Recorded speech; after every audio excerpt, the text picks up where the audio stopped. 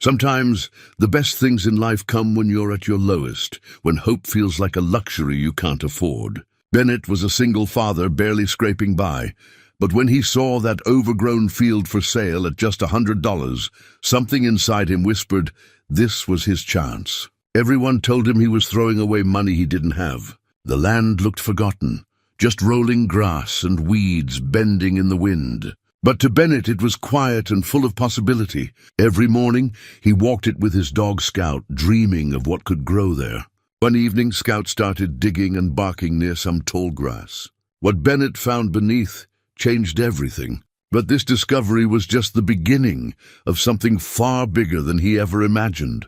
Before we jump back in, tell us where you're tuning in from, and if this story touches you, make sure you're subscribed, because tomorrow I've saved something extra special for you. Bennett's alarm went off at 5:30, same as it had every morning for the past 3 years. The sound cut through the darkness of his small bedroom, pulling him from a sleep that never felt quite restful anymore. He reached over to silence it, his hand finding the clock by muscle memory alone. The house was quiet, too quiet, the way it had been since Margaret passed. He sat on the edge of the bed for a moment, letting his eyes adjust to the dim light filtering through the worn curtains. His body ached in ways it never used to. 56 years old, and he felt every one of them in his joints, his back. The persistent tiredness that never quite lifted no matter how much sleep he managed to steal. The bathroom mirror showed him what he already knew. A man worn thin by circumstance. Grey had taken over most of his hair, and the lines around his eyes had deepened into permanent creases. He splashed cold water on his face and got dressed in the same work clothes he'd laid out the night before. Jeans, a flannel shirt, steel-toed boots for his shift at Brennan's Hardware. In the kitchen, he made coffee in the old percolator Margaret had insisted on keeping. The sound of it burbling on the stove was one of the few things that still felt like home. While it brewed, he opened the back door to let Scout out. The dog, a mixed breed with intelligent, brown eyes and a grey muzzle that matched Bennett's hair, stretched in the early morning light and trotted into the small yard. Bennett poured his coffee into a thermos and stood at the counter, looking at the pile of bills that never seemed to shrink. Medical debt from Margaret's final year sat in a folder he couldn't bear to open most days. The hospice care, the treatments that hadn't worked, the desperate final months when he'd have paid anything, done anything, if it meant one more day with her. 3 years gone, and the debt remained. He worked 2 jobs, mornings and afternoons at the hardware store, evenings cleaning offices downtown. The custodial work paid cash under the table, which helped, but it meant 12-hour days, and coming home so tired he could barely remember to feed himself. Scout barked at the door, ready to come back in. Bennett let him in and filled the dog's bowl with kibble, running his hand along Scout's back as the dog ate. Scout had been Margaret's dog originally, a rescue she'd brought home 7 years ago with that smile that made it impossible to say no. After she died, Scout had stayed close to Bennett, as if the dog understood they were both grieving the same loss. On the small table by the window sat Margaret's garden journal. Bennett picked it up sometimes, carefully turning the pages filled with her neat handwriting. She documented everything she planted in their small backyard garden, what grew well, what didn't, which plants liked being neighbors, the dates of first blooms and final harvests. Breast flowers marked certain pages, their colors faded but still recognizable. Lavender, black-eyed Susans, the roses she'd loved. The garden had died after she did. Bennett had tried to keep it going that first summer, but between work and grief, he'd let it go. Now it was just patchy grass and a few stubborn weeds. He couldn't bring himself to tend it without her. He closed the journal gently and set it back in its place. Time to leave for work. The hardware store opened at 7, and Chester Brennan expected his employees there 15 minutes early. Bennett didn't mind. Chester was fair, paid on time, and didn't ask questions about why Bennett sometimes dozed off during slow afternoon stretches. The work was simple, helping customers find what they needed, restocking shelves, mixing paint, cutting keys. It didn't require much beyond showing up and being useful. His co-workers were mostly younger, people passing through on their way to something else. They were polite but distant, and Bennett preferred it that way. Small talk felt exhausting, and explaining his situation, widower drowning in debt, working 2 jobs just to stay afloat, seemed like more vulnerability than he could afford. The one exception was Chester himself, a man in his early 60s who'd owned the store for 30 years. He had a kind face, weathered by time, and a practical wisdom that came from decades of listening to people's problems while selling them the tools to fix things. "Morning, Bennett," Chester said as Bennett clocked in. "You look tired." "I'm fine," Bennett said automatically. Chester gave him a look that suggested he didn't believe that, but wasn't going to push. "Let me know if you need anything." Bennett nodded and headed to the back to start unpacking a shipment of garden supplies. Spring was coming, which meant the seasonal rush would start soon. People wanting soil, seeds, fertilizer, tools to revive their yards after winter.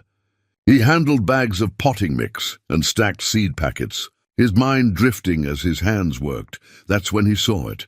A small flyer pinned to the employee bulletin board, half hidden behind notices about schedule changes and safety reminders. Land for sale, 5 acres as is, $100, or best offer. A phone number was printed at the bottom, and someone had written the address in pencil, Rural Route 12. Just outside town limits, $100. For 5 acres of land. Bennett stared at the flyer, something stirring in his chest that he hadn't felt in a long time. It was probably nothing, probably terrible land, unusable, which was why it was being sold for practically nothing. Nobody sold good land at that price, but something about it pulled at him. 5 acres, space, quiet, open sky. He took a photo of the flyer with his phone. That evening, after his hardware store shift ended and before his custodial work began, Bennett drove out to rural Route 12. The address led him down a gravel road that turned to dirt, past farmhouses with sagging barns and fields ready for spring planting. At the end of a narrow lane marked only by a rusted mailbox, he found it. The land stretched before him, overgrown with tall grass that swayed in the wind, patches of bare dirt, clusters of weeds that had taken over whatever might have grown there before. A barbed wire fence, half collapsed, marked the perimeter. Woods pressed close at the back edge, and the whole place had an air of abandonment, as if it had been forgotten by everyone who'd ever known it. Bennett got out of his truck, Scout jumping down after him. The dog immediately began exploring, nose to the ground, tail wagging with the joy of new territory. The wind moved through the grass, making it whisper. The sun was low, casting everything in soft gold light. Bennett walked slowly across the property, feeling the uneven ground beneath his boots, breathing in air that smelled like earth and growing things and possibility. It wasn't much. It might not be anything at all, but standing there, with the sky opening wide above him and Scout circling back to check on him with happy eyes, Bennett felt something he'd almost forgotten existed. Hope. The faint, fragile beginning of hope. He called the number on the flyer. The woman who answered the phone had a voice like old paper, thin and rustling. "You're calling about the field," she said. "It wasn't a question, yes, ma'am. The listing said 5 acres for $100? That's right. It's not much to look at, I'll warn you. Used up land, my husband would have said. But it's mine to sell, and I'd rather someone have it than let it sit empty another year." They arranged to meet the next afternoon. Her name was Cordelia Finch, and she lived in a small house just off Main Street. The kind of place that looked like it had been there forever, with lace curtains and a porch that needed new boards. Bennett knocked, and she opened the door almost immediately, as if she'd been waiting right there. Mrs. Finch was perhaps 75, small and bent slightly forward, with white hair pulled back in a neat bun and eyes that were sharp despite the wrinkles surrounding them. "Come in," she said. "I've got the deed ready." Her living room was crowded with furniture that had outlived its fashion by decades. Floral prints, doilies, photographs in ornate frames covering every surface. She gestured for Bennett to sit and lowered herself into a chair with the careful movement of someone whose bones no longer cooperated the way they once did. "You saw the property?" She asked. I did. Yesterday evening. And you still want it? There was something in her voice, not quite disbelief but close to it. I do, Bennett said, surprised by his own certainty. Mrs. Finch studied him for a long moment. May I ask why? Most people take one look and drive away. Bennett wasn't sure how to explain it. How could he tell this stranger that the land had made him feel something other than tired for the first time in 3 years? That standing there in the tall grass had reminded him of Margaret's garden, of growing things, of a life that wasn't just about surviving from one paycheck to the next. It feels quiet, he said finally. Peaceful. Like it's waiting for something. Mrs. Finch's expression softened. That's a kind way to see it. My late husband's family owned that land since 1940. His grandmother Eleanor farmed it for 40 years. Vegetables, herbs, flowers. She had hands that could make anything grow. But after she passed in 1985, nobody wanted to work it. My husband kept paying the taxes on it, but we never did anything with it. When he died last year, I knew I couldn't keep it. The taxes aren't much, but at my age, what do I need with 5 acres I'll never use? She pulled out papers from a folder on the side table. The deed, transfer documents, everything official and prepared. $100, she said. And I'll tell you what I told the 2 other people who called. It's used up land.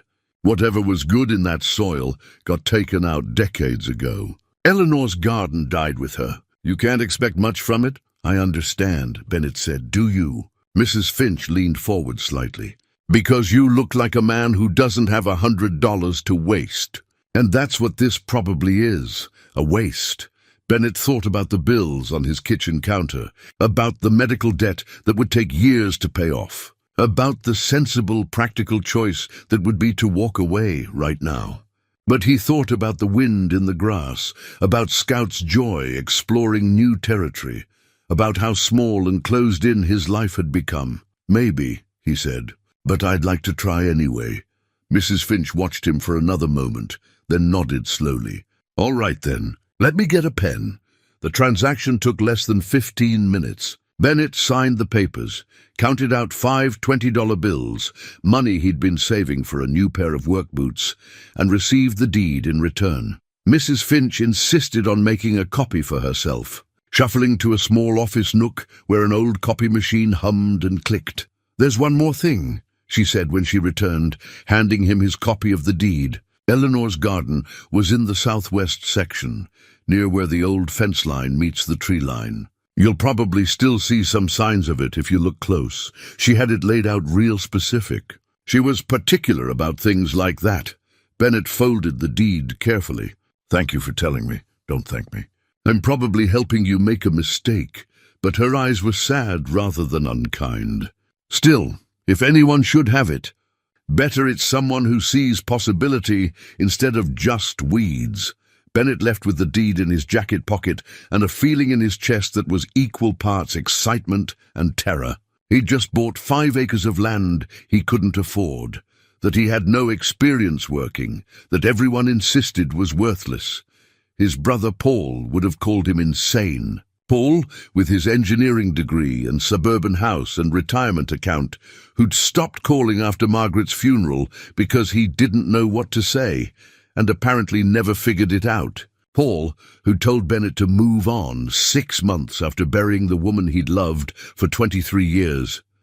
Bennett hadn't spoken to his brother in over 2 years, and he wasn't about to call him now to announce he'd just made what might be the most impractical decision of his life. Instead, he drove back to the property, his property now, and walked it again with Scout. The afternoon sun was bright and warm, promising spring's arrival. He tried to see what Eleanor Finch had seen when she'd worked this land. Tried to imagine rows of vegetables, herbs, flowers. Tried to picture himself as someone who knew what to do with 5 acres of forgotten field. He found the southwest section Mrs. Finch had mentioned. The grass grew differently there, in patterns that might have once been deliberate.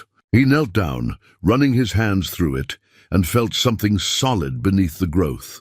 A stone maybe, or an old tool. Scout sniffed around nearby, our tail wagging, and began to dig. "Hey, quit that," Bennett said. But without much force, the dog ignored him. Paws working enthusiastically at the soil, Bennett stood and walked over, intending to pull Scout away before he made a mess. But what he saw in the shallow hole the dog had created made him freeze. Green, living green, pushing up through the disturbed earth. A plant, growing wild, untended, but unmistakably alive and purposeful. Bennett dropped to his knees and carefully cleared more soil away. A tomato plant, small but healthy, its leaves spreading toward the sun. And next to it, almost hidden beneath the tall grass, another. And another. His hands began to shake as he pulled back more of the overgrowth. There was a garden here. Forgotten, abandoned, choked with weeds and wild grass, but alive. Still alive after all these years. Bennett spent the next 2 weeks thinking about the garden. Or rather, he spent every spare moment he wasn't working thinking about those tomato plants growing wild beneath the weeds. He'd go to the property after his hardware store shift, before heading downtown for custodial work, and walk the perimeter, trying to understand what he'd found. The discovery had shaken something loose inside him. During slow hours at Brennan's Hardware, he'd find himself staring at seed packets, at gardening tools, at bags of soil amendment. Chester had noticed, had even asked if Bennett was planning to do some planting. Bennett had mumbled something non-committal, not ready to explain, that he'd bought land he couldn't afford to chase a feeling he didn't entirely understand. On a Thursday evening, 2 weeks after finding the tomato plants, Bennett arrived at the property just as the sun was starting its descent toward the horizon. The light was golden and thick, the kind that made everything look softer than it really was. Scout bounded out of the truck ahead of him, already knowing the routine, already heading toward what they'd both started thinking of as the spot. Bennett followed, his boots crushing the tall grass, his breath coming easier out here than it did anywhere else. The air smelled like earth and the first hints of growing things, that particular scent of spring asserting itself after winter's dormancy. Scout had already reached the southwest section and was sniffing around the area they'd disturbed before. Bennett had been careful not to dig too much during his previous visits, afraid of damaging whatever might be growing beneath. But today, Scout's behavior was different, more insistent, more excited. The dog's tail wagged furiously as he pawed at a spot about 10 feet from where they'd found the tomatoes. "What have you got there, boy?" Bennett asked, kneeling beside the dog. Scout barked once, sharp and definite, then continued digging. Bennett gently moved the dog aside and began clearing the grass himself, his hands working through the tangled roots and dense growth. His fingers hit something solid, not a rock, too regular, too deliberately shaped. He worked around it carefully, pulling away handfuls of grass and loosened soil. A stone marker emerged, roughly square, about a foot across. Carved into its weathered surface were initials, EF and MF, and beneath them a date, 1947, Eleanor Finch, Mrs. Cordelia's husband's grandmother. The woman who'd farmed this land for 40 years. Bennett sat back on his heels, staring at the marker. 78 years ago, someone had placed this stone here, had carved their initials and marked the spot where something important began. A boundary marker, maybe, or something more personal, a memorial to the garden's establishment, to the work that would follow. He looked around with new eyes. If the marker was here, deliberately placed, then the garden wasn't random. It had been planned, designed, cared for. These wild tomato plants weren't accidents. They were survivors. Bennett stood and began walking the area systematically, pulling back sections of tall grass, looking for patterns beneath the chaos. Scout helped, moving from spot to spot with unerring instinct, as if the dog could sense where to look. It took an hour, but slowly the shape of it emerged. Rows, actual rows, still visible if you knew what to look for. The grass grew differently in lines that stretched roughly east to west. And in those lines, pushing up through decades of neglect, were plants. Squash vines, tangled with weeds, but still recognizable by their broad leaves and yellow flowers starting to form. Beanstalks that had climbed whatever supports they could find, now wrapped around grass stems and small branches. Herbs, rosemary, he thought, and maybe sage, growing in a section that must have been their designated bed. potato plants with their distinctive foliage, onions that had reseeded themselves year after year, wild raspberry canes creating an impenetrable thicket at the northern edge, an entire garden, abandoned and overgrown, but alive. Still producing, still trying to be what it had been created to be. Bennett felt something crack open in his chest, a sensation so sharp and sudden it was almost painful. This was what Margaret would have loved. This was what her garden journal documented.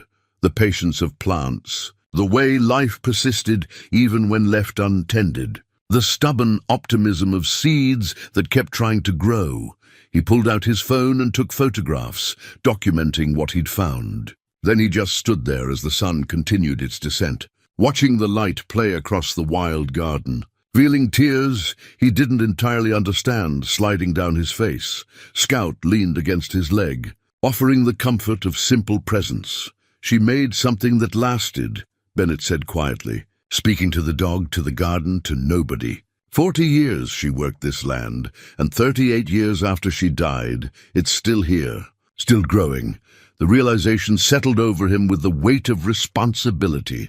This wasn't just 5 acres of forgotten field. This was legacy. This was someone's life work, abandoned but not dead, waiting for someone to see it, to recognize it, to give it another chance. He thought about his own life, the medical bills, the 2 jobs, the exhaustion that defined his days. He thought about Margaret's garden dying because he couldn't tend it, couldn't face it without her. He thought about how small his world had become, how much of himself he'd let go dormant along with everything else. What if he didn't let this die too? The question arrived fully formed, as if it had been waiting for him to be ready to ask it. What if he cleared this land, tended these plants, tried to bring this garden back to what it had been? He didn't know the first thing about farming. He had no time, no money, no real plan. But he had Eleanor's garden still fighting to exist. And he had himself, worn and tired and grieving, but still here, still capable of trying. The decision felt inevitable, as if he'd made it the moment Scout had first started digging. And everything since had just been the world waiting for him to catch up. He'd bring this garden back to life. Somehow he'd figure out how. Scout barked once, as if in agreement, then trotted off to explore another section. Bennett followed, his mind already spinning with questions he'd need to answer, problems he'd need to solve. But beneath the practical concerns was something else, something that felt almost forgotten: purpose. For the first time in 3 years, he had something to work toward that wasn't just survival. He had something that felt like hope taking root. Bennett began the work on a Saturday morning. The first day in weeks he didn't have to be at either job. He arrived at the property with Scout just after dawn, when the air was still cool and the dew made everything shine silver in the early light. He'd brought tools from home: a spade, a pair of work gloves that had belonged to Margaret, a rusty hand rake he'd found in his garage. Not much, but enough to start. He decided to begin with a small section, maybe 10 feet by 10 feet, and see what he could uncover. Learn as he went, figure it out 1 square at a time. The physical work was harder than he'd anticipated. His body, accustomed to stocking shelves and pushing a mop, protested the sustained bending and pulling. His back ached within the first hour. His hands, even through the gloves, began to blister. But there was something deeply satisfying about it too, the tangible progress, the way you could see the difference your effort made. He worked methodically, pulling up handfuls of tall grass, separating the weeds from what might be useful plants, loosening the compacted soil. Scout stayed nearby, occasionally digging his own holes, but mostly just keeping Bennett company in that way dogs do, their presence a comfort without demanding anything in return. By mid-morning, Bennett had cleared enough to reveal the first real row: tomato plants, 6 of them, each about 2 feet tall and surprisingly healthy, despite the competition from weeds. He'd read somewhere that tomatoes could reseed themselves if the conditions were right, dropping fruit that would sprout the following season. These had apparently been doing that for years. Generation after generation of volunteer plants maintaining their presence in the space Eleanor Finch had designated for them. He was examining one of the plants, noting the small green tomatoes already forming, when a voice startled him. "You're wasting your time." Bennett turned to find a man standing at the property line, on the other side of what remained of the barbed wire fence. He was perhaps 65, weathered and lean, with a face that suggested he'd spent most of his life outdoors. His arms were crossed, his expression skeptical. "Excuse me?" Bennett said. "That land. You're wasting your time trying to work it. It's used up, dead. Nothing good's going to come from it." Bennett stood slowly, brushing dirt from his knees. "And you are?" "Arthur Brennan. I farm the property next to yours." He gestured vaguely toward the east, where Bennett could see fields laid out in neat rows, ready for spring planting. "Been farming that land for 37 years. I knew Eleanor Finch, knew this garden when it was something. But that was a long time ago. Soil's exhausted. You'd be better off just letting it be." There was something in Arthur's tone that wasn't quite hostility, more like the weariness of someone who'd seen too many people fail to have much faith in their success. "I appreciate the advice," Bennett said carefully, "but I'd like to try anyway." Arthur shook his head. "It's your time to waste, I suppose. Just don't expect miracles. Land doesn't give what it doesn't have." He turned to leave, then paused. "You know anything about farming?"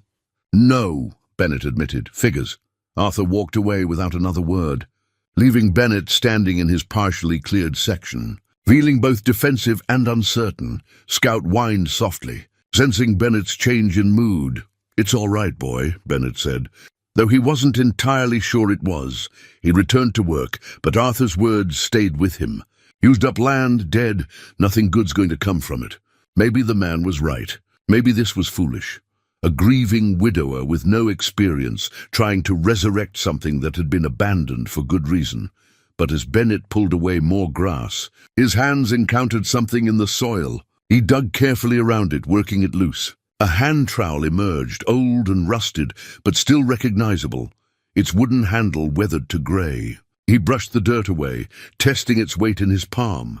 Someone had used this tool, probably Eleanor herself. Had worked this same soil, planted these same rows, tended this garden day after day, year after year. The trowel had been lost or left behind, buried beneath decades of growth, waiting.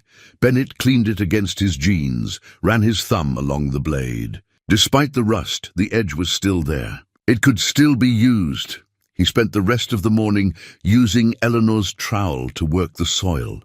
And somehow that made the labor feel different, less like fighting against something, and more like joining a conversation that had been happening long before he arrived. By afternoon, he'd cleared 3 rows completely, uncovering not just tomatoes, but squash plants beginning to vine, and what looked like potato stalks pushing up through the loosened earth. The section looked ragged still, chaotic, but there was order beginning to emerge, evidence of intention beneath the neglect. Bennett sat on the tailgate of his truck, drinking water from a thermos, surveying his progress. His body hurt everywhere. His hands throbbed.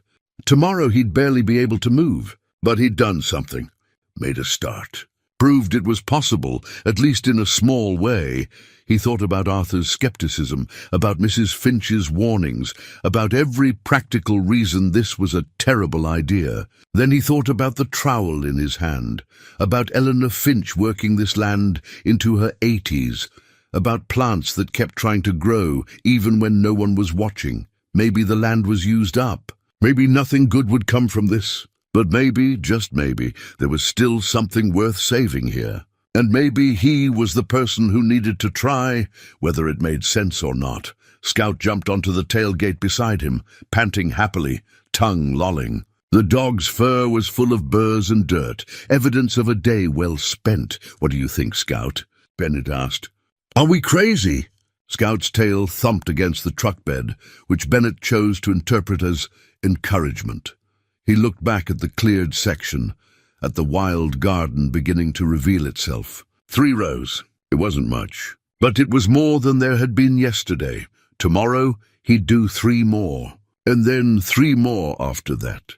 one row at a time, one day at a time, until either he understood what he'd found or he proved Arthur right. But today he'd found Eleanor's trowel and cleared 3 rows and felt something other than tired.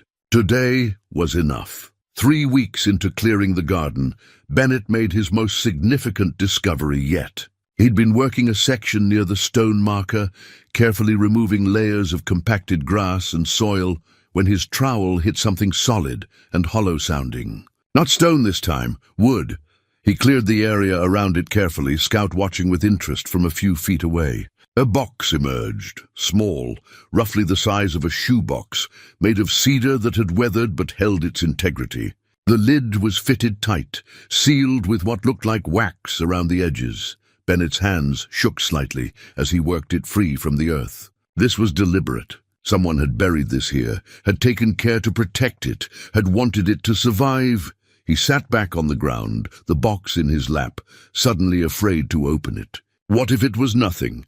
What if it was everything? What if whatever was inside changed his understanding of what he was doing here? Scout whined softly, sensing the moment's weight.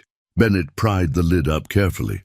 The wax seal cracked and fell away in pieces. Inside, wrapped in oilcloth, was a metal tin, vintage, decorated with faded flowers. He unwrapped it and opened the lid. Seeds!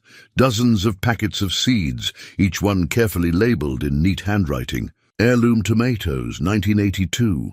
Yellow squash, Eleanor's best, 1979.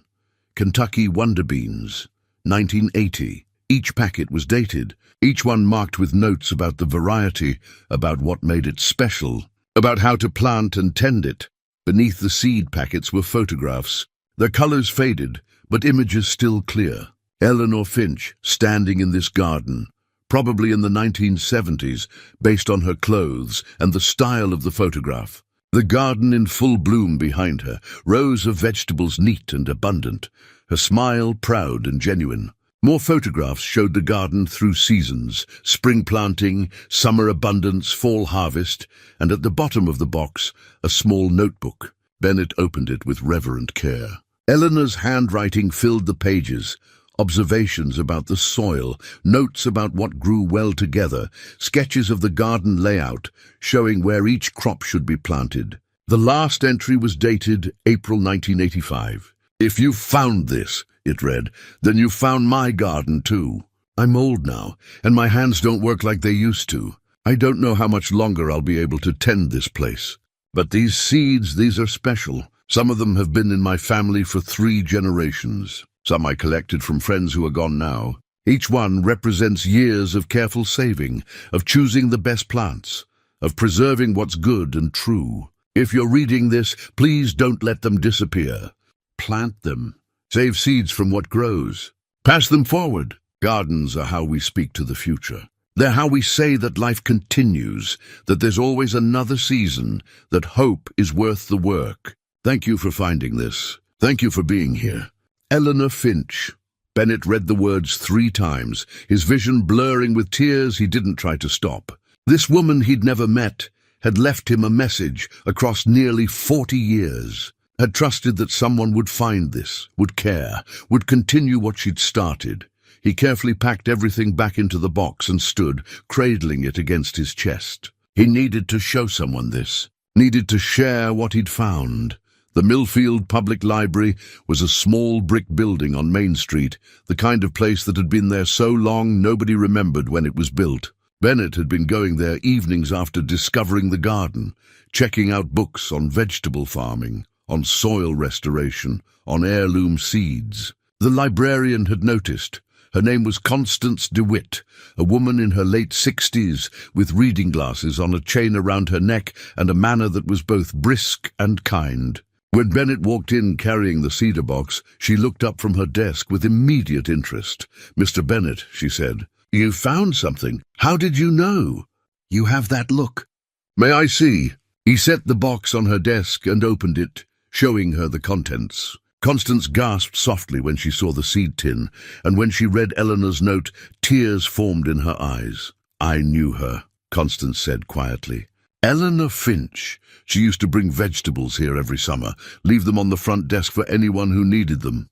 She never made a fuss about it, just showed up with a basket and said she'd grown too much. If the town ate from her garden at one time or another, Mrs. Cordelia Finch told me Eleanor farmed alone, Bennett said. That she was a widow. She was. Lost her husband in the war, World War II. They'd only been married 3 years. She never remarried, poured everything into that garden instead. It wasn't just about growing food for her. It was about legacy, about preservation.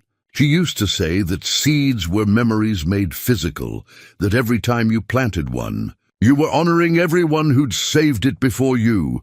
Constance carefully picked up one of the seed packets, holding it up to the light. These are treasures. Some of these varieties, I'd bet they don't exist anywhere else anymore. She was doing important work, even if nobody recognized it at the time. What should I do with them? Bennett asked. Constance looked at him seriously. Plant them. That's what she wanted. But be careful. Learn how to save seeds properly so you can keep them going. These aren't just plants, Mr. Bennett. They're living history. Bennett left the library with the box, with Eleanor's note folded carefully in his shirt pocket, with a sense of responsibility that was both overwhelming and clarifying. This wasn't just about clearing a field anymore. This wasn't just about having something to work toward.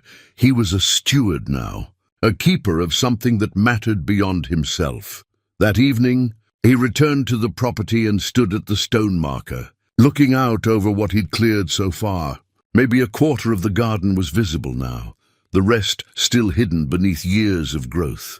But he could see it now, could imagine what it had been, what it could be again.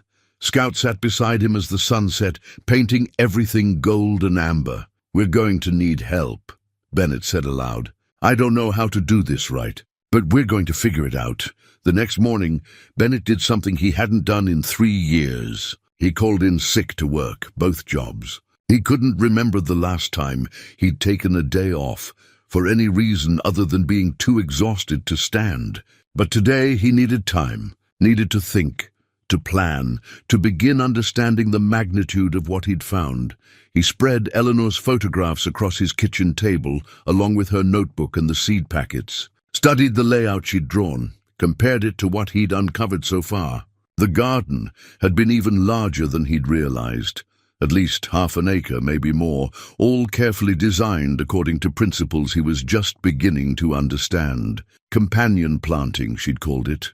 Putting certain crops together because they helped each other grow. Rotating crops year to year to keep the soil healthy. Saving seeds from the strongest plants. Building up the earth rather than depleting it. Bennett opened Margaret's garden journal, laying it beside Eleanor's notebook. 2 women, separated by decades, both documenting the same patient work of helping things grow, both believing it mattered, both leaving behind evidence of care. He made a decision then. He'd plant Eleanor's seeds, following her instructions as best he could. He'd learn properly how to save seeds, how to continue what she'd started. And he'd do it in a way that honored both Eleanor's legacy and Margaret's love of growing things. It wouldn't be easy. He still had no money, no experience, no guarantee of success. But he had Eleanor's seeds, her notes, her faith that someone would care enough to try. That would have to be enough. 6 weeks after buying the property, Bennett stood in what was now recognizably a garden. Spring had arrived fully, warming the soil, coaxing everything toward growth. The seeds he'd planted from Eleanor's tin were beginning to sprout. Neat rows of green pushing up through the dark earth, each one a small miracle of persistence and faith. He'd cleared nearly half the garden now, working every spare moment he could find. His body had adjusted to the labor, grown stronger. The blisters on his hands had become calluses. He'd learned to pace himself, to work steadily rather than frantically, to trust that consistent effort would accumulate into progress. The wild tomato plants were thriving, and the beans he'd planted had already begun climbing the simple trellises he'd constructed from branches and twine. Squash plants spread their broad leaves in the sections Eleanor's diagram had designated for them. Potato plants stood in proud rows, their foliage thick and healthy, but the work had costs he hadn't fully anticipated. The garden supplies, even bought sparingly, even cobbled together from whatever he could find cheap or free, added up. Seed starting mix, compost, basic tools to replace the ones that broke, string for trellises, stakes for the tomatoes. Every dollar spent was a dollar he didn't have, stretched from paychecks that barely covered rent, and bills as it was, and he was exhausted. The kind of tired that went deeper than muscle and bone, that made thinking difficult and patience thin. Between the hardware store, the evening custodial work, and the hours at the garden, he was sleeping maybe 5 hours a night, usually less. Chester had noticed. "You're going to run yourself into the ground," he'd said just yesterday, concern evident in his weathered face. "Whatever you're doing after work, it's too much." Bennett had nodded, promised to slow down, and then gone straight to the garden after his shift ended. He couldn't slow down. If he stopped, if he let momentum falter, he was afraid he'd realize how impossible this all was, and give up. So he kept moving forward, kept working, kept planting and weeding and learning, even as his body begged for rest. Arthur had started coming by more regularly, though he maintained his skeptical demeanor. He'd stand at the fence line, arms crossed, watching Bennett work. Sometimes he'd offer a comment, "You're planting those too close together," or "Tomatoes need more support than that." But mostly he just observed in silence. Today, though, Arthur actually crossed onto the property, walking the rows Bennett had cleared, examining the plants with a practiced eye. "You followed her layout," Arthur said. "Not quite a question. I found her diagram," Bennett replied, wiping sweat from his forehead. "In a box she'd buried." Arthur nodded slowly. "She always was particular about design. Said there was a right way and a wrong way, and the plants knew the difference." He knelt beside a row of beans, testing the soil with his fingers. "You've amended this soil." "Compost? Kitchen scraps, grass clippings, whatever I could gather. I've been reading about it. It shows." Arthur stood, brushing dirt from his hands. "You're doing better than I expected. Still think you're taking on more than one man can handle. But you're doing it better than I'd figured." Coming from Arthur, it was practically effusive praise. "I had help," Bennett said, gesturing to Scout, who was napping in a shady spot near the fence. Arthur almost smiled. "Dogs know more about farming than most people think." He paused, seeming to wrestle with something, then said, "I've got some old tools in my barn. Stuff I don't use anymore but is still good. Who cultivate a better rake than that thing you're using? You can have them if you want." Bennett stared at him. "You're serious?" "Wouldn't offer if I wasn't. No sense in good tools sitting unused when somebody needs them." Arthur's expression softened slightly. "Eleanor would have wanted someone working this land, even if I thought it was foolish at first. I can see you're serious about it. That matters." "Thank you," Bennett said, genuinely moved. "I'll take good care of them." "I know you will." Arthur turned to leave, then paused. "You ever need advice? About the farming part, I mean, you can ask. I don't promise to be cheerful about it, but I'll tell you what I know." After Arthur left, Bennett stood in the middle of his garden, looking at what he'd accomplished. The transformation was visible now. Chaos becoming order, abandonment becoming intention. Visitors had started coming by, older residents who remembered Eleanor, who'd heard about someone restoring her garden. They'd share stories, offer encouragement, sometimes bring things, a bag of compost, seedlings from their own gardens, advice about dealing with particular pests. Constance from the library had started visiting weekly, bringing soup or sandwiches and staying to help weed. She'd appointed herself the unofficial documentarian of the project, taking photographs of the progress, collecting stories about Eleanor from people who'd known her. "You're creating something important," she'd told him last week. "This garden is becoming a community project, whether you intended it to or not. People need this, need to see something being restored, something beautiful coming back to life." Bennett hadn't thought about it that way. He'd been focused on the plants, on honoring Eleanor's legacy, on having something that gave his life purpose. But Constance was right. The garden was becoming more than just his project. It was becoming a gathering place, a shared mission, proof that abandoned things could be revived if someone cared enough to try. That evening, he stayed later than usual, working by the fading light to finish weeding a section of carrots. His back ached, his hands were sore despite the calluses, and he had a shift cleaning offices in less than 2 hours. But the carrots needed attention, and the work felt too important to postpone. He was so focused that he didn't hear the person approaching until they spoke. "This is remarkable." Bennett turned to find an older man, standing at the edge of the garden, perhaps 75, with white hair and kind eyes behind wire-rimmed glasses. He carried himself with the slight stoop of age, but radiated a quiet vitality. "Thank you," Bennett said, standing slowly. "Can I help you?" "I'm Vernon Whitlock. I was a friend of Eleanor's, knew her for over 40 years. Someone at the library told me what you're doing here, and I had to see it for myself."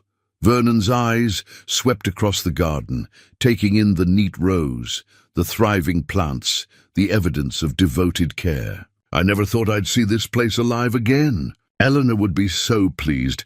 You knew her well?" Bennett asked. "As well as anyone, I suppose. We used to trade seeds, talk about gardening, compare notes on what worked and what didn't.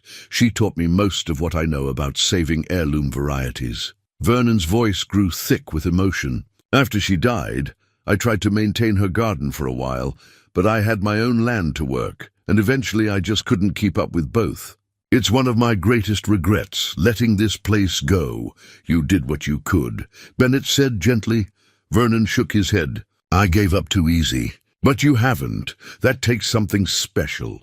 He reached into his jacket pocket and pulled out 3 small notebooks. "These are Eleanor's recipe books, for cooking, for preserving, for using what the garden produced. I've been keeping them all these years.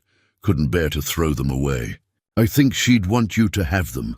Bennett accepted the notebooks with trembling hands. More pieces of Eleanor's life, more evidence of her careful attention to every aspect of what she'd created. "There's something else," Vernon said. "I'm pretty handy with building things. If you need help constructing proper supports, a decent irrigation system, anything like that, I've got time and materials I'm not using. Consider it a gift to Eleanor's memory." Bennett felt something tighten in his chest. "I can't ask you to do that. You're not asking. I'm offering." Vernon smiled. "Besides, I'm old and bored. You'd be doing me a favor." As Vernon left, promising to return the following weekend with supplies, Bennett sat on the ground among the carrots and let himself feel the full weight of what was happening. He'd started this alone, thinking it was just him and Scout against the neglect of decades. But somehow, without meaning to, he'd sparked something larger. A community rallying around a garden, around a memory, around the simple idea that good things deserve to be preserved. It should have felt overwhelming. Instead, it felt like the opposite of the loneliness that had defined his life since Margaret died. It felt like belonging. "Dickie." Call came on a Tuesday afternoon while Bennett was restocking paint supplies at the hardware store. His manager, a man named Pete Garrison, who ran the evening custodial service, asked if they could talk after Bennett's shift at Brennan's. Bennett knew immediately it wasn't good news. They met in the small office Pete used at the building where Bennett cleaned. Pete was perhaps 50, perpetually tired-looking. Someone who'd probably taken the management job because he needed it, not because he wanted it. "I'm going to have to let you go," Pete said without preamble. "You've been a good worker, Bennett, but you fell asleep twice last week. Once in the lobby where the building manager saw you." "I can't have that." Bennett felt the words land like physical blows. "It won't happen again. I'll be more careful. You said that last month. Look, I understand you're working hard, probably too hard, but I've got a business to run. I need people who can stay awake." Pete's expression was sympathetic but firm. "I'll pay you through the end of the week, but after that, I need to find someone else." Bennett walked to his truck in a daze. The custodial job had been bringing in nearly $800 a month, cash he desperately needed for rent, for food, for the mounting bills that never seemed to shrink. Losing it meant losing what little financial stability he had. He sat in the truck's cab, hands on the steering wheel, trying to think through the panic. He could look for another evening job, but who would hire someone pushing 60 with no specialized skills? He could ask Chester for more hours, but the hardware store barely had enough work for the hours he already logged. He could what? What could he actually do? The garden flashed through his mind. All those hours, all that work, all those seeds planted and tended and coaxed toward growth. What had he been thinking? That vegetables would somehow pay his rent? That Eleanor's legacy would keep him housed and fed? He'd been foolish. Arthur had been right from the start. Used up land, dead land. Nothing good would come from it. And now Bennett was going to lose everything because he'd chased something that was never going to be more than a beautiful waste of time. Scout whined from the passenger seat, sensing Bennett's distress. "I don't know what to do, boy," Bennett said quietly. "I really don't." He drove to the garden anyway because he couldn't think of anywhere else to go, parked at the edge of the field and sat on the tailgate, staring at what he'd created. The rows stretched before him, green and growing, evidence of months of work. Beautiful, productive, completely impractical. Arthur found him there 20 minutes later, pulled up in his own truck and walked over without asking permission. "You look like hell," Arthur said bluntly. "Lost my evening job. Fell asleep too many times." Bennett's voice was flat, defeated. Arthur was quiet for a moment, then said, "So what are you going to do?" "I don't know. Find another job, I guess. If I can," Bennett gestured toward the garden. "Maybe let this go." "It was a nice idea while it lasted. That's your solution." "Give up? What else should I do, Arthur? I can't eat tomatoes for rent. I can't pay medical bills with squash." Arthur sat beside him on the tailgate, the truck creaking under their combined weight. "You remember what I said when you started? That this land was dead, that nothing good would come from it?" "I remember." "I was wrong." Arthur's voice was gruff but sincere. "You've done something here that I didn't think was possible. You brought this garden back from nothing. That takes something most people don't have. Takes something I can't afford," Bennett corrected bitterly. "Maybe, or maybe you just need help." Arthur stood, brushed off his jeans. "Tomorrow morning, come to my place, early. We're going to work this garden together. The heavy stuff you've been doing alone. I'll handle the big clearing, the tilling, the infrastructure.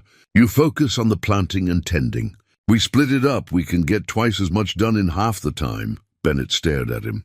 "Why would you do that?" "Because Eleanor never turned down help when it was offered. Too proud for your own good. That's your problem." Arthur's expression softened slightly. "And because I've been farming alone since my wife died 15 years ago. Gets lonely. Might be nice to have a project with someone else for a change. I can't pay you. Did I ask for payment? I'm offering to help, not hiring myself out. Tomorrow morning, 6 o'clock. Don't make me come looking for you." Arthur drove away before Bennett could argue further, leaving him sitting on the tailgate with Scout, feeling something shift in his chest, a crack in the despair, a small opening where light might enter. The next morning, Bennett showed up at Arthur's farm at precisely 6. Arthur was already waiting with his truck loaded with tools. A proper tiller, post-hole diggers, heavy-duty rakes and hose, coils of irrigation line. "We're going to do this right," Arthur announced. "Eleanor's garden deserves better than makeshift. And if you're going to kill yourself working this land, at least make it count." They worked together through the morning, Arthur showing Bennett how to properly till the sections that still needed clearing, how to set up a basic drip irrigation system using gravity feed from the collection barrels Vernon had brought by last week, how to build sturdy trellises that would last seasons instead of weeks. Arthur worked with the efficiency of someone who'd been farming his entire adult life, but he was patient with Bennett's questions, explaining things clearly and without condescension. As they worked, Arthur shared stories about farming, about the land, about his late wife who'd loved gardening almost as much as Eleanor had. She and Eleanor used to trade plants, Arthur said while they were setting posts for a bean trellis. They'd spend hours talking about soil amendments and companion planting and seed saving. I thought they were both a little crazy, to be honest. Seemed like too much fuss for vegetables.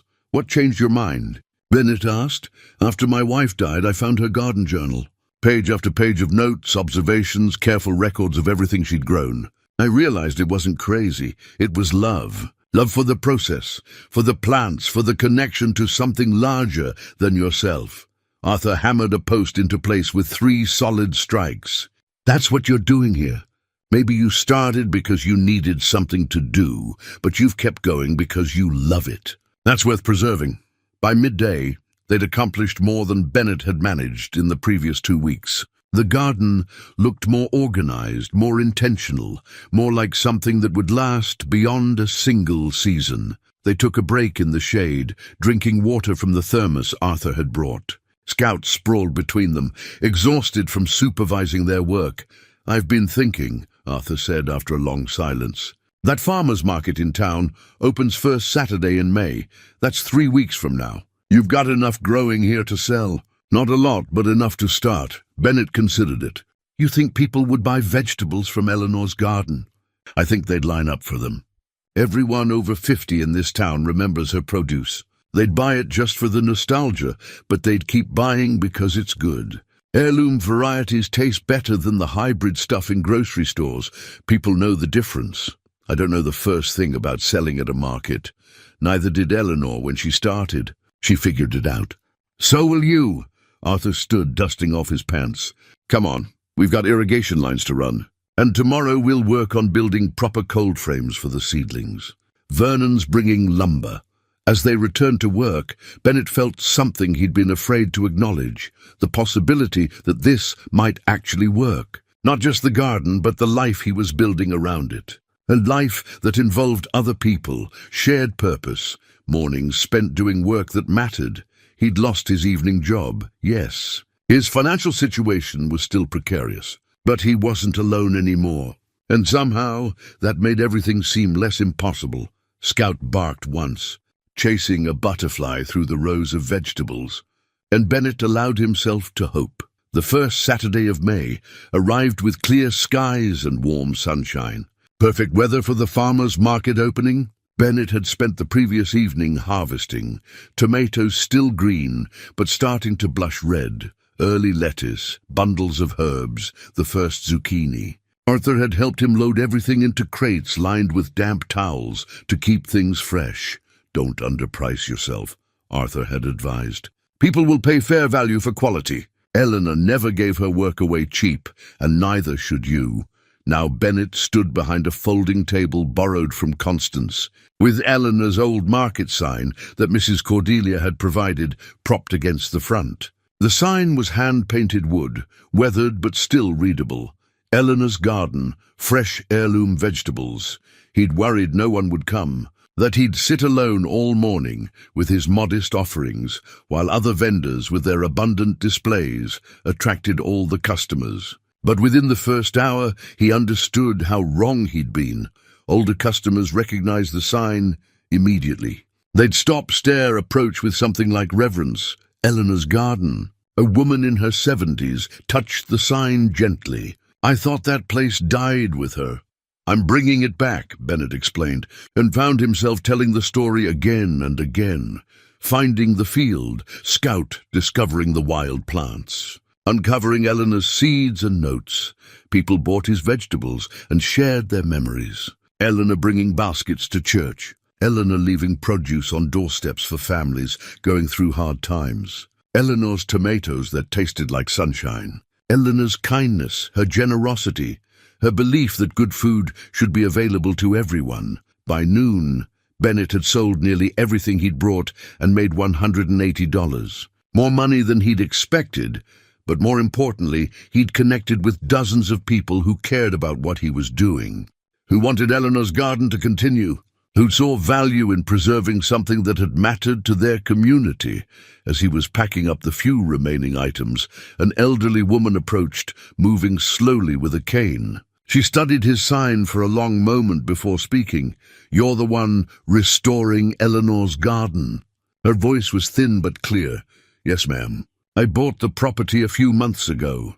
Have you found Eleanor's special patch yet?" She asked it casually, but something in her tone suggested the question wasn't casual at all. Special patch? Bennett set down the crate he'd been loading. Eleanor kept her best crops separate, in a back section. Not many people knew about it. She was particular about who she told. The woman smiled slightly. "I'm Gertrude Lang. Eleanor and I were friends for 40 years. She mentioned that patch to me once, said it was where she kept the varieties she was most proud of. Said she hoped someone would find it someday and understand what she'd been protecting. Bennett's mind raced. He'd cleared nearly half the garden. Thought he'd explored most of the property. What had he missed? Do you know where it was? He asked. Back section, she said. Past the tree line. I never saw it myself. She was protective of it.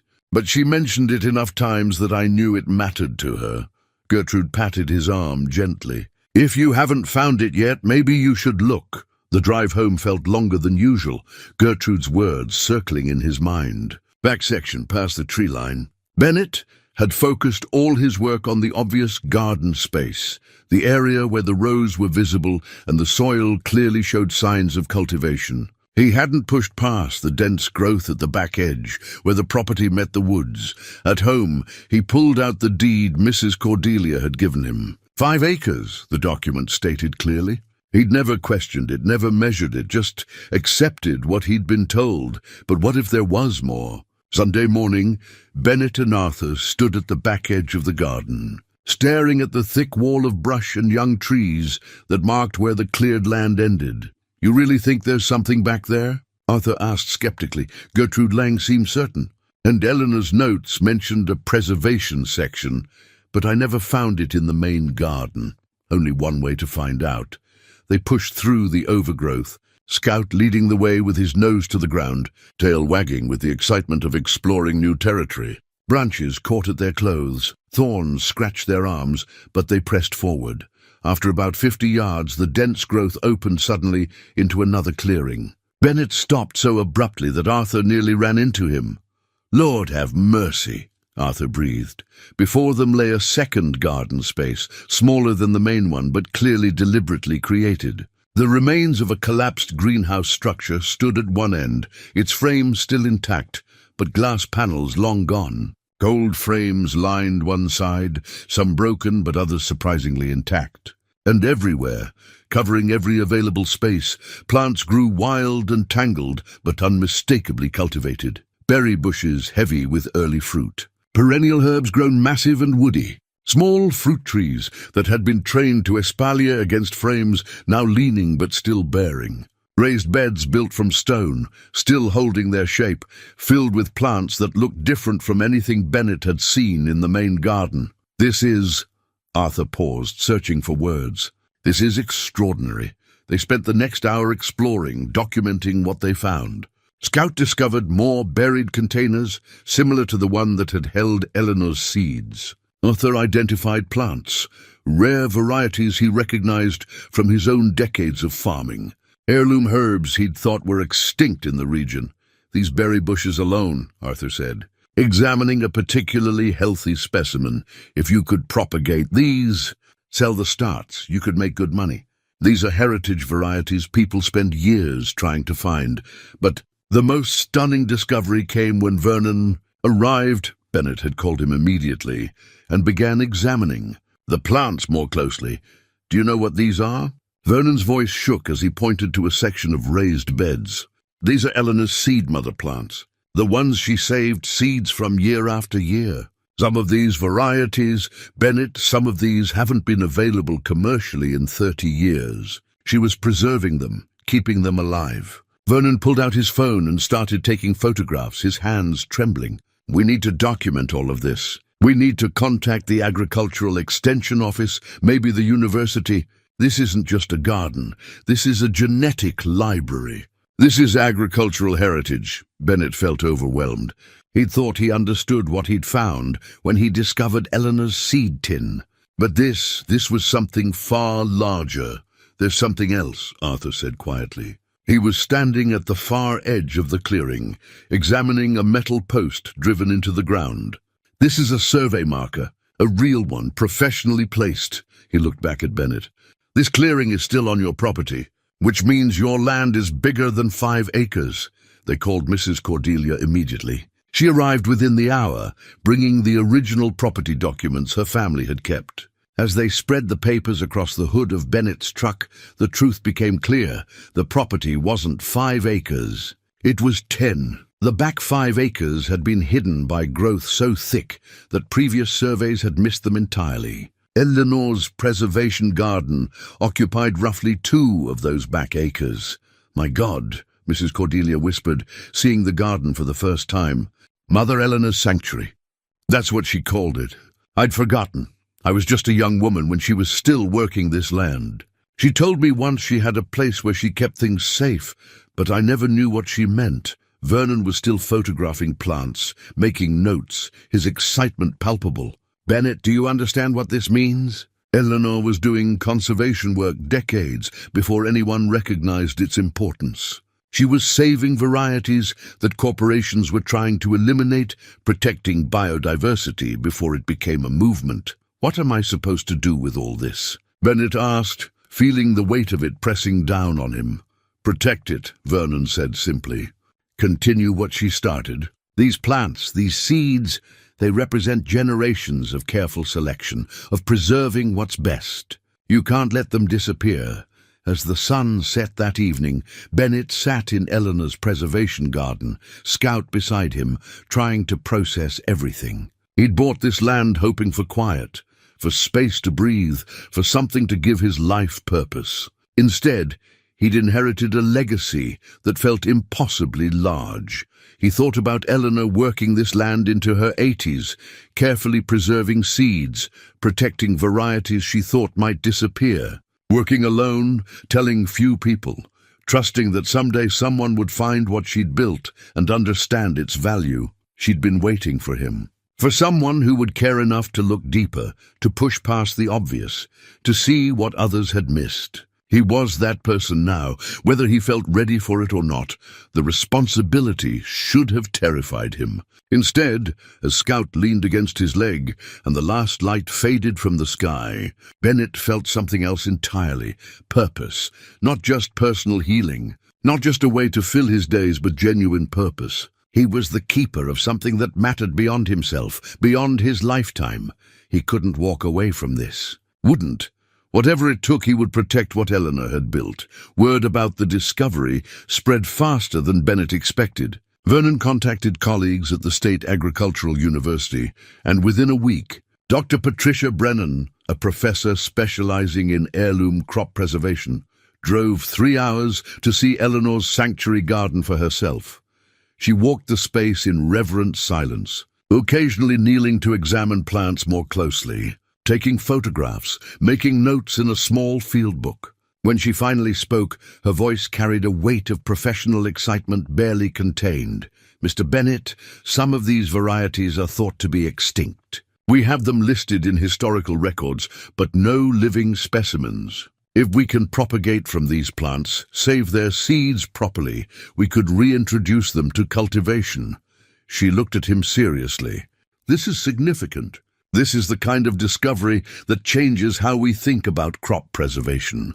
"What do I need to do?" Bennett asked. "First, let us document everything properly. I'd like to bring a team, graduate students, a botanist, an agricultural historian. We'll catalog every plant, take samples, create a complete record. Then we'll help you develop a preservation plan. With your permission, of course. This is your land, your decision." Bennett thought about Eleanor's wariness, the way she'd hidden this garden, protected it from institutions and corporations. But Dr. Brennan's approach felt different, respectful, collaborative, genuinely interested in preservation rather than exploitation. "What about ownership?" Bennett asked. "If I let you document everything, do I maintain control?" "Absolutely. We'd propose a partnership. The university provides expertise, resources, maybe some funding for proper infrastructure. You retain complete ownership and final say on all decisions. We just want to help ensure this genetic material survives." Vernon vouched for Dr. Brennan, had worked with her on previous projects. "She's one of the good ones. Cares about the right things." Bennett agreed, and within 2 weeks the university team arrived. 5 people with specialized equipment, notebooks, cameras, soil testing kits. They treated Eleanor's garden with the reverence Bennett had hoped for, moving carefully through the space, speaking in hushed tones as if in a cathedral. They found Eleanor's preservation ledger in a waterproof container buried near the greenhouse ruins. a detailed record of every variety she'd maintained, where she'd obtained each one, why it mattered, how to grow it successfully. The final entry, dated April 1985, read, "If I die before finding someone to carry this forward, I pray the land protects what I cannot." Bennett read those words 3 times, feeling the full weight of Eleanor's faith. She'd trusted that her work would outlive her, that someone would eventually recognize what she'd built. The team's documentation took a week. When they finished, Dr. Brennan sat with Bennett at his kitchen table, spreading photographs and reports across the surface. "We've identified 43 distinct varieties in the preservation garden," she said. 17 of them we thought were extinct. The genetic value alone is extraordinary. But more than that, the way Eleanor selected and maintained these plants shows sophisticated understanding of genetics and biodiversity. She was doing cutting-edge preservation work 40 years ago. "What happens now?" Bennett asked. "That's up to you. But I'd recommend applying for a heritage preservation grant. There's funding available for exactly this kind of project, protecting agricultural genetic resources. The money could help you build proper infrastructure, hire help, make this sustainable long-term." The grant application took 2 weeks to complete, with Dr. Brennan guiding Bennett through the process. He described Eleanor's work, his own discovery, the garden's significance. He outlined plans for restoration, education, community involvement. He made the case for why this small plot of land mattered in the larger conversation about food security and biodiversity. While waiting for the grant decision, life at the garden continued. Arthur had essentially become a partner in the operation, showing up most mornings to help with heavy work. Vernon came regularly, teaching Bennett proper seed-saving techniques. Constance organized volunteer days, and a dozen community members would arrive to help with weeding, harvesting, whatever needed doing. The farmers' market had become a weekly ritual. Bennett's table was always busy now, people seeking out Eleanor's vegetables specifically. The income wasn't substantial, but it covered basics and proved the garden could be financially viable with proper management. Then Sterling Reeves appeared. He arrived at the property on a Tuesday afternoon in an expensive car, wearing clothes too clean for farmland. Mid-40s, confident, with the smooth manner of someone accustomed to getting what he wanted. "Mr. Bennett, I'm Sterling Reeves with Heartland Development. I wanted to talk to you about your property." Bennett set down the hoe he'd been using. "I'm not interested in selling. Hear me out. I'm prepared to offer you $50,000 for these 10 acres. I understand you're doing heritage preservation work here, and I respect that. My company would maintain the agricultural character, create a heritage farm park. Educational, community-focused. Your garden's legacy would be preserved, but professionally managed. $50,000. Bennett's mind reeled. That was life-changing money. That would pay off every debt, give him security, solve every financial worry he had. "I need to think about it," Bennett said carefully. "Of course. But don't take too long. These opportunities don't wait forever." Reeves handed him a business card and drove away, leaving Bennett standing in Eleanor's garden, feeling like the ground had shifted beneath him. That evening, he researched Heartland Development. What he found made his stomach tighten. Sterling Reeves specialized in acquiring properties under the guise of preservation, then developing them commercially once public attention moved on.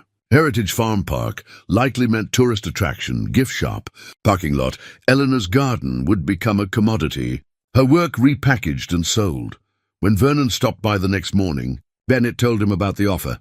"You sell to him. Everything Eleanor built dies," Vernon said flatly. "He'll take photographs, make promises, then build whatever makes him the most money." "I've seen his type before." Bennett already knew he couldn't sell. Not to Reeves, not to anyone who wouldn't honor what this place truly was. But turning down $50,000 when he could barely make rent felt like choosing poverty. "The grant," Arthur said when they discussed it. "You need that grant. It's your only chance at making this sustainable without selling out." The grant committee site visit was scheduled for the following week. Everything depended on it. The morning of the grant committee visit, Bennett woke to the sound of rain hammering against his window. He checked his phone, 4:30 in the morning, and the weather forecast showed storms continuing until noon. The committee was scheduled to arrive at 10. He drove to the property through sheets of water, windshield wipers working frantically. Scout huddled in the passenger seat, equally miserable. What Bennett found when he arrived made his heart sink. The storm had damaged sections of fencing he'd repaired weeks ago. Water pooled in low areas of the garden, threatening to drown young plants. Worse, part of the makeshift cover he'd constructed over the preservation garden's cold frames had collapsed, exposing delicate seedlings to the driving rain. He stood in the downpour, trying not to despair. The committee would be here in 5 hours, and the garden looked like a disaster. His phone rang. "Arthur." "How bad is it?" Arthur asked without preamble. "Bad. Fencing down, flooding in the low sections, cold frame cover collapsed. I'm on my way. Called Vernon and Constance. We'll get it fixed." Within 40 minutes they all arrived. Arthur with tools and stakes, Vernon with tarps and rope, Constance with a dozen other volunteers from town. People who'd helped on previous weekends, who'd bought vegetables at the farmer's market, who believed in what Bennett was doing. They worked in the rain without complaint. Arthur and 3 others repaired fencing. Vernon's group secured the cold frame covers. Constance led the drainage team, digging channels to redirect water away from vulnerable plants. Bennett moved between groups, overwhelmed by the coordinated effort, by this community that had somehow formed around Eleanor's garden. By 9 o'clock, the rain had slowed to drizzle. By 9:30, it stopped completely. The sun broke through clouds, and steam rose from the wet earth. The garden looked rough but functional. The damage was repaired. Plants that could be saved had been saved. "Go clean up," Arthur told Bennett. "You've got 20 minutes before they arrive. We'll stay and make sure everything looks right." Bennett drove home, changed into dry clothes, returned to find Arthur had organized the volunteer crew into a final cleanup effort. Debris cleared, tools put away. The garden as presentable as possible given the morning's chaos. The committee arrived at precisely 10 o'clock, 3 people in a university van. The program director, a woman in her 50s named Dr. Helen Crawford, led the group. She stepped out of the van, surveyed the wet garden, and smiled. "Looks like you had an interesting morning. We had some storm damage," Bennett admitted. "But we got it sorted out, Dr. Crawford looked around at the volunteers still present. "I couldn't do this alone," Bennett said simply. "This garden, it's become a community project." Dr. Crawford's smile widened. "Show us what you've built." Bennett gave them the tour, starting with the main garden. He showed them the rows of heirloom vegetables, explained Eleanor's original layout, demonstrated the irrigation system Vernon had helped construct. He shared stories about finding Scout's discovery, about clearing the land one section at a time, about learning as he went. Arthur joined them, providing technical details about soil restoration, crop rotation, sustainable practices Bennett had implemented. His expertise lent credibility Bennett alone couldn't have provided. They moved to the preservation garden, and the committee's demeanor shifted from interested to genuinely impressed. Dr. Brennan had sent ahead her documentation, but seeing the plants in person was different. "These are remarkable," Dr. Crawford said, examining the heritage tomato varieties. "The genetic diversity here, this isn't just historically interesting, it's practically valuable." Vernon stepped forward, explaining the seed-saving protocols Bennett had learned, the careful documentation they'd established, the plans for propagating rare varieties. The committee asked hard questions. Could Bennett sustain this long-term? What happened if he couldn't continue? How would he ensure the preservation work continued beyond his lifetime? Vernon answered before Bennett could. "I've committed to co-managing this operation, teaching Bennett commercial seed saving, helping establish protocols that will outlast both of us." Arthur added, "I've pledged ongoing support for infrastructure maintenance and technical assistance. This isn't one person's project anymore." Constance presented a folder of documentation, volunteer sign-up lists, community interest in educational programs, letters from residents expressing support. The committee witnessed something Bennett hadn't fully recognized himself. This garden had become larger than him. It had sparked something in the community, created connections, given people a shared purpose. Dr. Crawford's final question was direct. What would you do if you don't receive this grant? Bennett paused, considering his answer carefully. He thought about the $50,000 offer from Sterling Reeves, about the practical choice that would solve all his financial problems. He thought about the exhaustion, the struggle, the uncertainty. Then he thought about Eleanor's ledger, about her faith that someone would continue her work, about Arthur's friendship, Vernon's teaching, Constance's support, about the volunteers who'd shown up in the rain this morning without being asked. I'd continue anyway, Bennett said finally.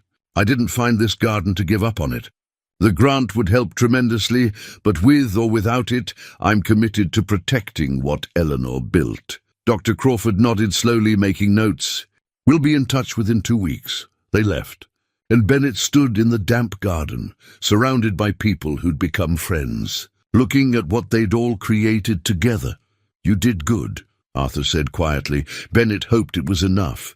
The envelope arrived on the 11th day. Bennett stared at it for a full minute before opening it, Scout sitting patiently beside him. His hands trembled as he unfolded the letter. We are pleased to inform you that your application for the Heritage Agricultural Preservation Grant has been approved. $25,000 for the first year, renewable annually based on documented progress. Additional support from the university's Agricultural Extension Program. Partnership opportunities for research and education. Bennett read it 3 times to be certain. Then he called Arthur, then Vernon, then Constance. Within an hour, they'd gathered at the garden, passing the letter around, reading the terms, beginning to understand what this meant. They celebrated with coffee from thermoses and sandwiches Constance had brought, sitting in the garden they'd all worked to restore. Proper greenhouse, Vernon said, his voice thick with emotion. We can restore Eleanor's structure the right way now. Educational programming, Constance added. Workshops on seed saving, heritage gardening. We could reach hundreds of people. Arthur was quieter, but Bennett saw the relief in his weathered face. This means you can do it right. No more scraping by, no more makeshift solutions. You can build something that lasts. The sound of an approaching car interrupted their celebration. Sterling Reeves emerged, carrying a leather folder, his expression confident. Mr. Bennett, I heard congratulations are in order. The grant approval is impressive. His smile was practiced, which is why I wanted to follow up on my offer. I'm prepared to increase it to $60,000, given the documented value of what you've established here. Bennett stood slowly, setting down his coffee. I already told you, I'm not selling. Be reasonable. $60,000 plus the grant money. You could secure your future. Let professionals manage this properly. It is being managed properly, Arthur said, standing beside Bennett. By people who understand what it actually is. Reeves's expression hardened. I was hoping we could handle this amicably. But I should inform you, I've commissioned my own property survey. There appear to be some discrepancies in the boundary lines. Specifically, the back 5 acres may actually encroach on adjacent property that my company recently acquired. Bennett felt ice in his stomach. That's not possible. The deed is clear. Deeds can be wrong. Surveys from the 1940s weren't always accurate. My survey suggests that your preservation garden, the valuable part of your property, may actually be partially on land I own. Reeves pulled documents from his folder.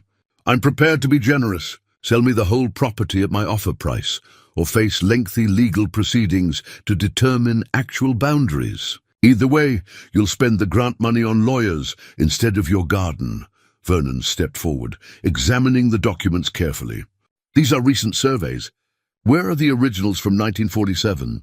Obviously outdated given modern measurement technology, or obviously accurate. And your survey is deliberately fraudulent to create leverage. Vernon's voice was sharp with anger. I know surveyors in this county. I can have these documents checked by experts. Reeves's smile never faltered. Do what you need to, but understand litigation takes time. Years potentially. Your grant has deadlines, requirements. Can you meet them while defending your property lines in court?" He left them standing in shocked silence. Constance was the first to speak. "Mrs. Cordelia. She has the original family documents, the 1947 survey. If we can prove those were accurate, Reeves's claim falls apart." They called immediately. Cordelia promised to search her attic to find everything related to the property's history. The next morning, they gathered in Cordelia's living room. She spent the entire night searching and had spread dozens of yellowed papers across her dining table. The original property survey, dated 1947, authenticated by the county clerk, showed all 10 acres clearly within the property boundaries Eleanor had farmed. "There's more," Cordelia said, her voice shaking with rage. "I found correspondence between my husband's family and the county surveyor who did the original work. He was meticulous, took pride in his accuracy. These measurements were triple-checked. Vernon's lawyer friend Lionel Gray arrived and examined everything with a professional eye. This is solid.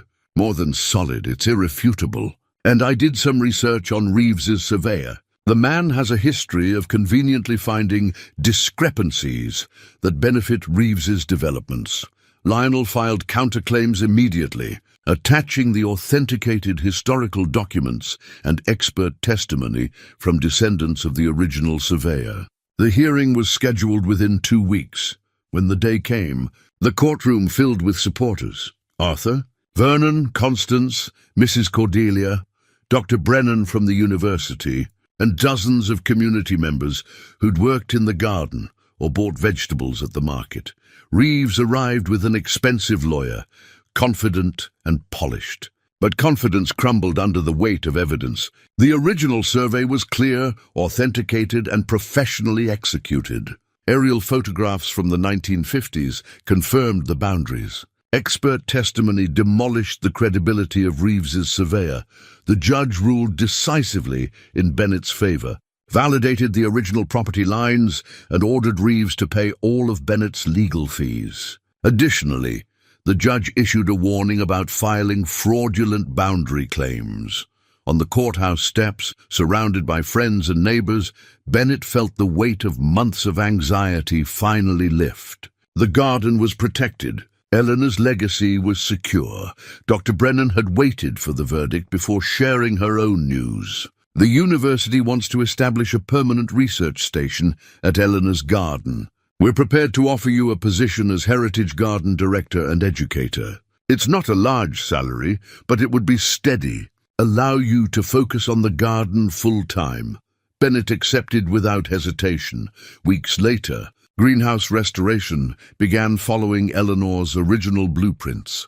Volunteers, some familiar faces, many new, worked together, building something that would last generations. The grand opening drew hundreds of people. Older residents shared Eleanor's stories. Younger people learned about seed preservation. The garden had become what Eleanor had always wanted, a place of learning, sharing, and connection. Bennett taught his first workshop with Arthur co-teaching beside him. 2 widowers who'd found friendship in shared purpose. Constance established a seed-lending library where people could borrow seeds, grow them, save seeds, and return them to share with others. Mrs. Cordelia attended every event, finally at peace, knowing her mother-in-law's life work was honored and continuing. The garden produced abundantly now, enough to sell at market and donate weekly to the local food bank, continuing Eleanor's tradition of feeding those in need. One evening, Bennett walked the garden alone with Scout, surveying everything they'd built together. He stood where Scout had first dug and found those wild tomato plants, now marked with a commemorative plaque that read, "Eleanor's Garden, where what was lost is found again." He placed his hand on the plaque, feeling the full weight of gratitude and responsibility. Margaret's garden journal now rested in a display case at the garden's entrance, honored alongside Eleanor's ledger. 2 women who'd loved growing things, both teaching him from beyond, both showing him that life persisted if you gave it space and care. He wasn't the same broken man who'd bought this field for $100, desperate and alone. Community had grown around him like the plants in Eleanor's rows, organically, naturally. Each person finding their place in the larger design, Scout suddenly became alert at the edge of a new section. Tail wagging, ready to dig, Bennett laughed, calling him back. "Not today, boy. I think we've found enough for now," but he made a mental note to check that spot tomorrow. The land had taught him it kept giving if you tended it with respect and attention. He'd learned that legacy wasn't about ownership. It was about stewardship for the next generation. He no longer worried about what he'd leave behind. This garden was his legacy. Not just the plants, but the community. The preserved seeds, the knowledge shared, the connections forged. Bennett walked toward the small cabin that had been built at the garden's edge. His new home, closer to his work, simpler and richer than anything he'd had before. Light glowed warm in the windows. Soup simmered on the stove, made from vegetables he'd grown himself. He paused at the doorway, looking back over both garden sections in the gathering twilight. Everything growing in neat rows, strong and healthy. Evidence of care and commitment and the patient work of many hands. "Thank you, Eleanor," he whispered into the evening air. "Thank you, Margaret." "Thank you, Scout." Gratitude too large for any words he could find. He stepped inside, Scout following close behind, and closed the door softly on a perfect evening. The $100 bill hung framed on his wall, a reminder of the best investment he'd ever made. Not in land, but in hope. In believing something forgotten could still be saved. Outside, Eleanor's garden thrived under the emerging stars, alive with possibility, ready for whatever tomorrow would bring.